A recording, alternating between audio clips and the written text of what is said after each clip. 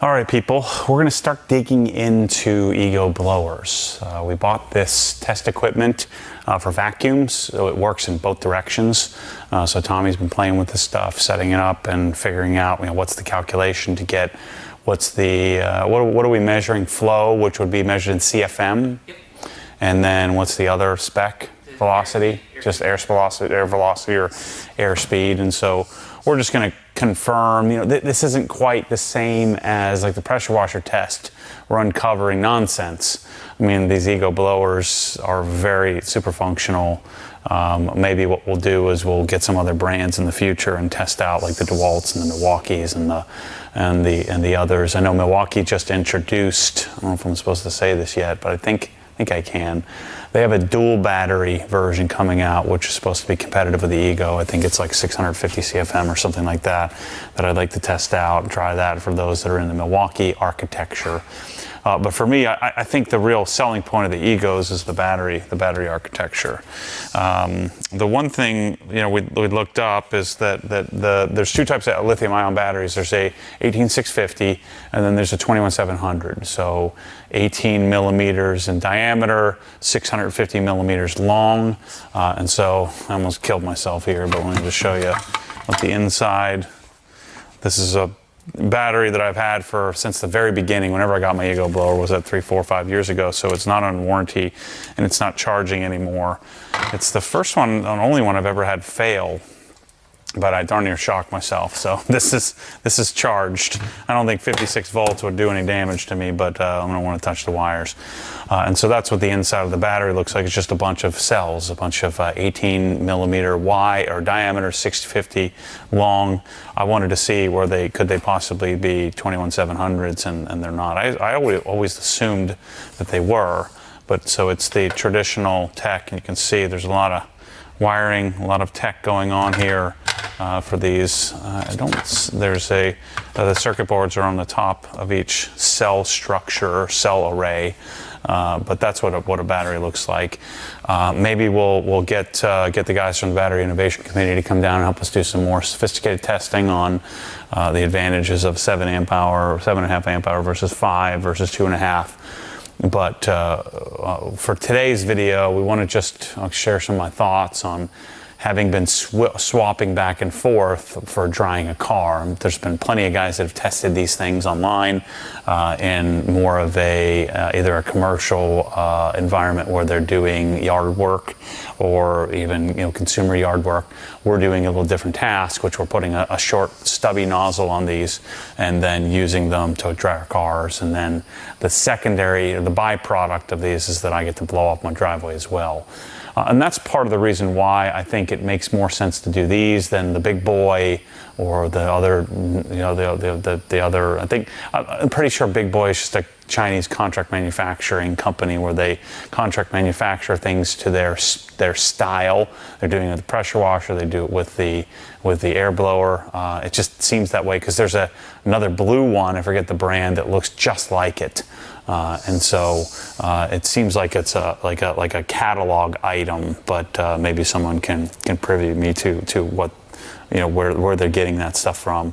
And then of course there's the standard, the Metrovac, the Master Blaster. And so lots of guys will buy those, mount it to the wall, get the 30-foot hose, and just kind of drag it around the car because of the pinpoint accuracy of it. But I found, I never bought the big boy, but I bought the Metrovac years ago and I returned it. It's one of the very few things I've ever returned. I just didn't like having to drag the power cord out and deal with that thing. And so for the longest time I was using the steel blower, just kind of waiting for the battery stuff to get better, and people were yelling at me for several years that the Ego blower was great because I tried some of the other batteries, didn't like them, and then I don't know how many years ago, 3, 4, 5 years ago, I was a late adopter to the Ego blower thing, and really I don't know how much additional value we can bring to the world by using these. Really, I wanted them in the store so that those of you who like to support us can buy it from us. and then just give you my take on which one I like the most, having played with them quite a bit.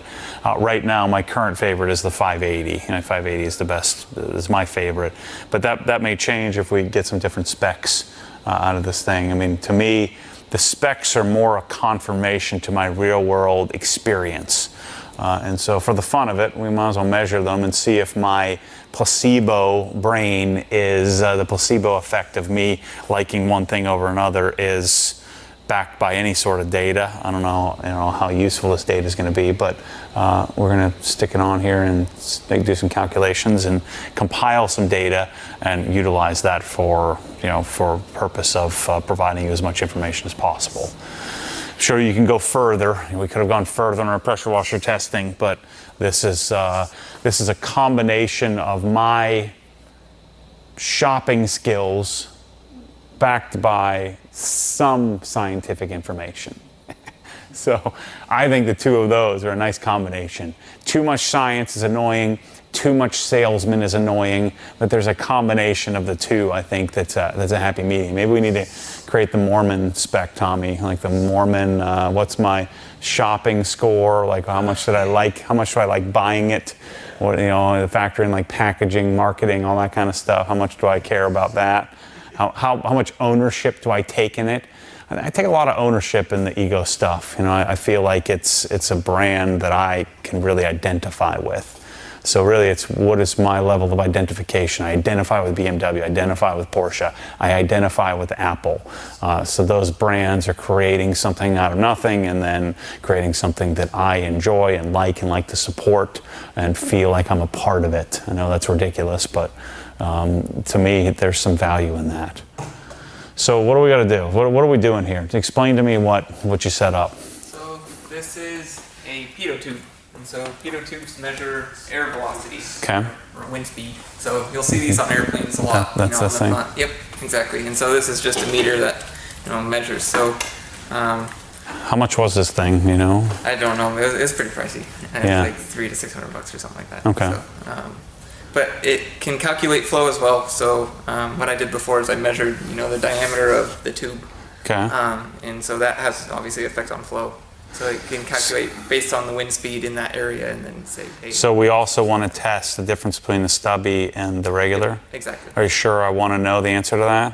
I don't know. I mean, we'll see. It's a discovery, right? So, yeah, we'll see. Everybody thinks I'm just a salesman, and I don't want to. Maybe we'll beep out if I don't like the results. Yeah. No, I mean I think that's our value prop here. Is I'm going to tell you the truth. Yeah.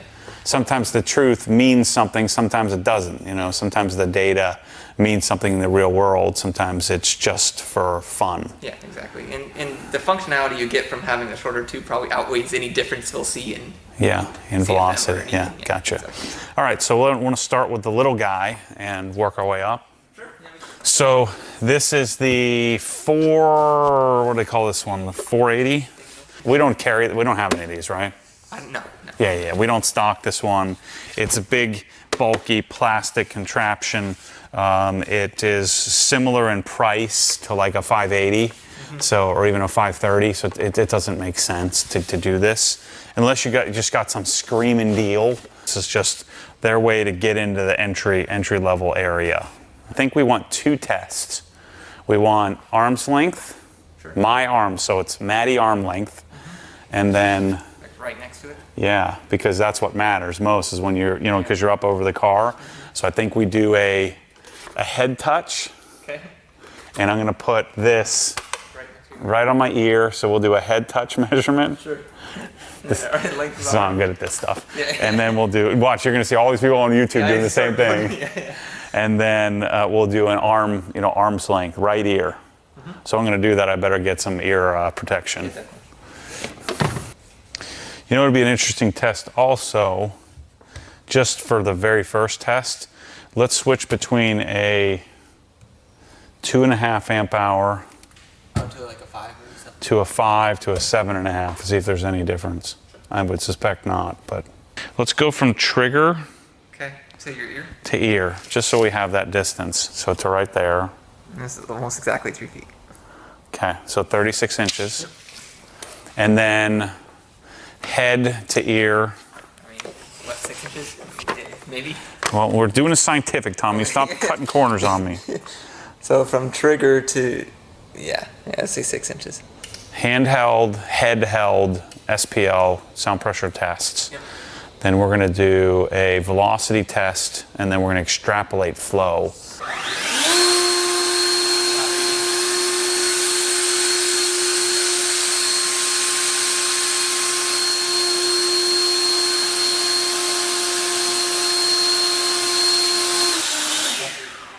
Got it? 83, 84.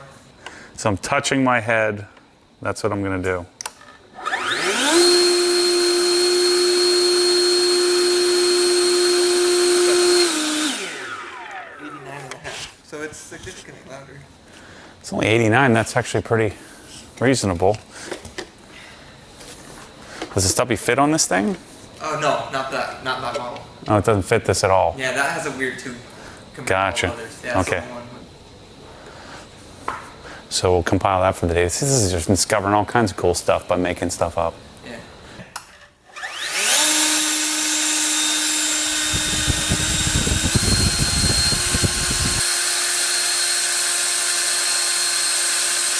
Okay. Yeah, I think that's the way to go. It was 97.4. Because otherwise I'm picking like an arbitrary number, so this will be a bit more scientific. Just trust the science, Mike. That's CFM. So, there it is. 552. 552.42 Yeah, that's what I said. thing. Oh, sorry, no, this is the 530. Yeah. So we'll use this one. Let's use this one to test the batteries to see if there's any difference. Okay. All right. So we're doing 2.5, 5, and 7.5? Yeah.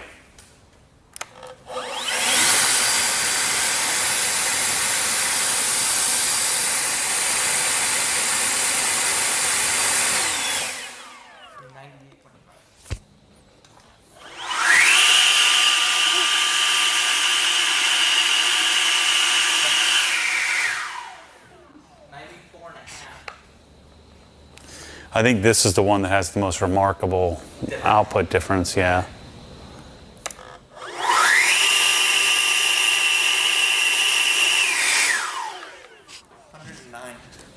Yeah, I mean that's ear piercing. You don't want to use ear protection for sure. So 553.78. The velocity, what was the velocity? 111.9. So that was the 2.5 amp hour. Here's the 5.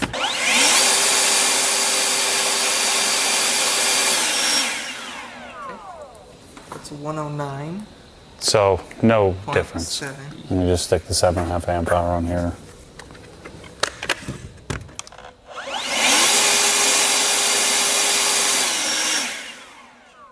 It's like 1 mile an hour different, not even.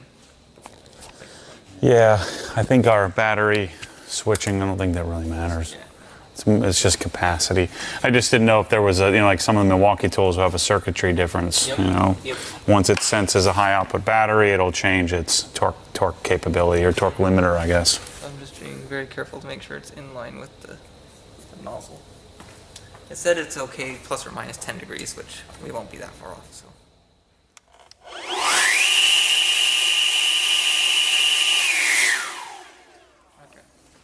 So the flow was 464.89 and the velocity was 127.7.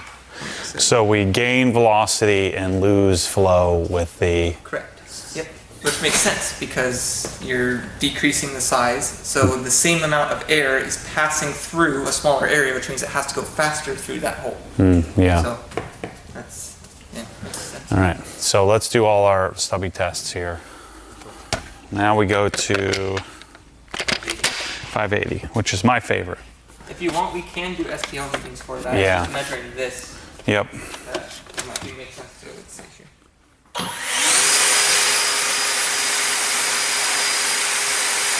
Okay, 84.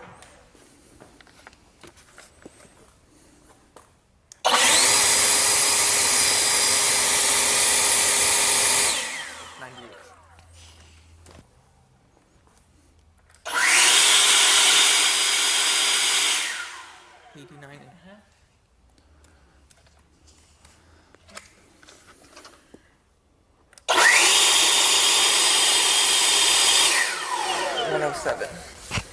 It's pretty loud. Not as loud as the 530, Right. but still pretty loud. So the 530 was 109. Yep. And 107 with the stubby. 95, right? So, Yeah. and I feel like the pitch was the thing that really, the thing on the 530. Yep. So, I mean, I think if you have a 530, I think it's fine as long as you just have to wear your For protection. sure. Yeah, definitely. I mean, really, you should be with any Yeah. one, but Yeah, I mean, like 89 dB, when you have it holding in your hand, it's when you bring it up to do the roof yes. that could become problematic. Correct. Yeah. With your, with your future hearing capability. So, but like if you find yourself just grabbing this, not grabbing ear protection, I'd much rather the 580 is much quieter.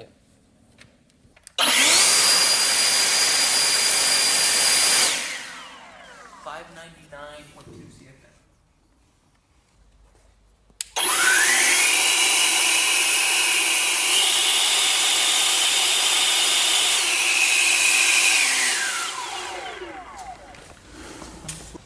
So significant velocity gain. Yep.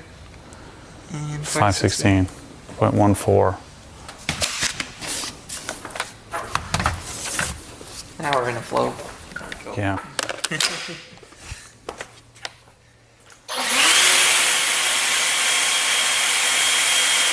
Okay, 86.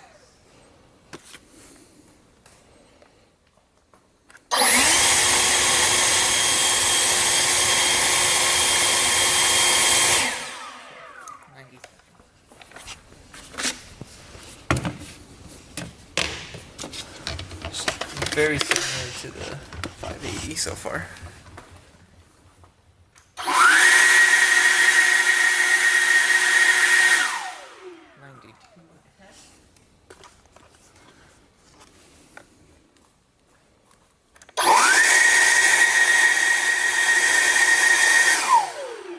Keep that 114. That's pretty So considerably louder than the 580. with the stubby on yeah. it, yeah. It's kind of hard though. It's kind of weird. It really does fluctuate quite a bit. So I don't know if that's like the motor or something kind of going in and out slightly as it's going, but it does fluctuate quite a bit.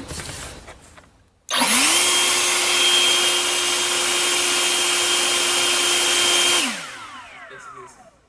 Yep. 120 feet.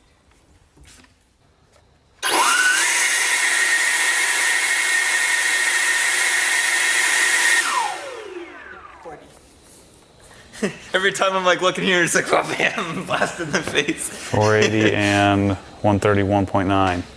So that's significantly less than a 580. So that's 35 CFM less. Yep. And a little, about 10 less miles per hour. Yeah.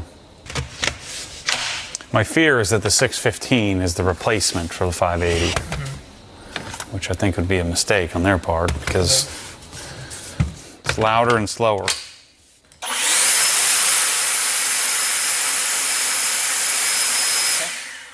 85.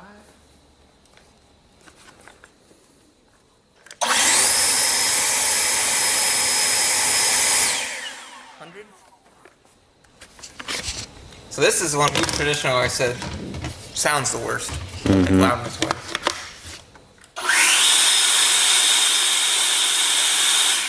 Okay, 91.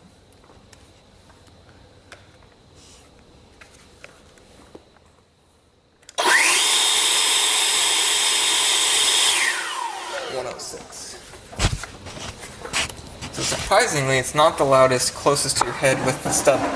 So it actually quiets it down relative to the other ones with the stubby. It's Yeah. closer to your head, which is interesting.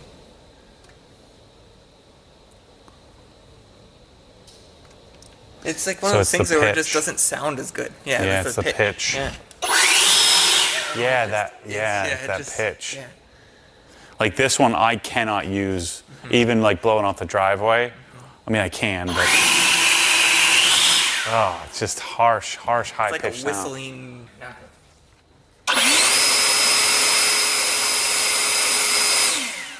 609.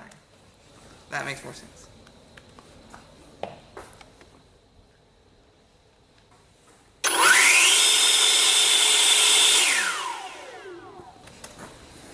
So significantly more than anything else. And that's probably what's creating the pitch, is that speed. You know, the velocity of the air coming off of there is giving us that high-pitched sound. Exactly. But yeah, 537. So we had that dip in the 615 and then a jump. So I just think the 615 doesn't make any sense. Yeah.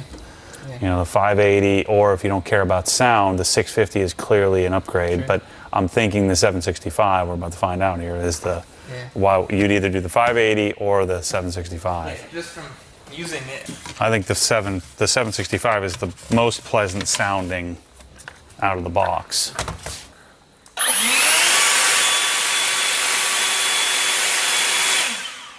85.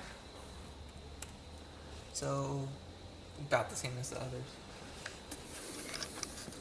And this one.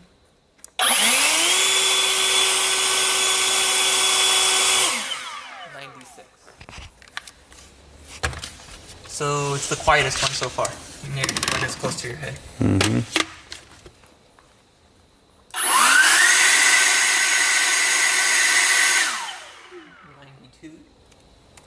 It's actually right on par with the other ones again. There's not as much as difference when it's near your hand.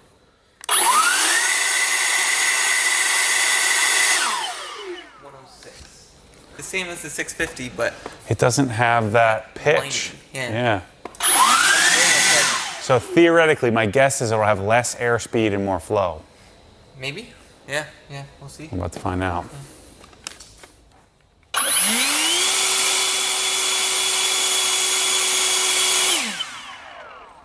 So 122.2 and 669. 9, yeah.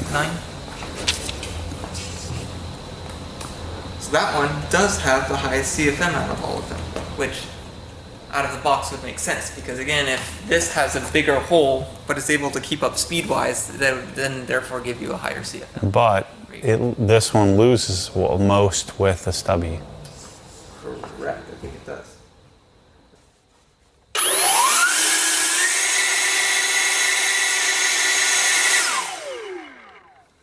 $143. So It's a little slower. Yep. It's that extra couple of mile per hour that creates the hiss. 522.44. So less of each. A little bit less. Interesting. I mean, I swear I can hear that in it. Maybe. I wonder why. Why are they calling it 765 though? Right. It's, Why are they calling it more output? Yeah. I mean, clearly they're going to be using a different spec than what we're using, but Sure. Yeah. Well, what I'm most curious about though is David. He did his own testing. So Yeah. it'd be cool to compare after yeah. and then see. Maybe what we should do is we'll put on the screen our published data and their published data. Sure. Yeah, that'd be cool. Let's see if we can. Do you have it saved handy somewhere? Let's pull it up and look at it. We can at least talk about it a little bit. They did 10,000 with the 530. So they got 113 miles an hour. And we got with the 530 111. So we're pretty close. Yeah. So that's good. 112. Yeah. Yep. That means we're pretty close to what they're getting. So. The key is the relative performance data. Yep. Exactly. Yeah. One versus the next, back to back. We'll publish both of these so that people can see them. Yeah, I think it would be. Yeah, I think the data backs up my initial thoughts, which is the 765 and the 580 are the two best. For drying cars, I'm picking the 580. 580 is $200. 765 is $250. Interesting. I just saved everybody $50. The 2.5 can get you through a car, but you have to move quicker. I think you need a 5 amp hour to get through a car the way I like to get through it. So one thing I do want to retest too, and I don't know if we can't do it on camera because the battery's not charged, I guess, but I do feel like when I first used the 765, like on a completely fresh off the charger battery, it's like significantly more like whoa, and then after you use it for maybe 2 or 3 minutes, it's like dies down a little bit.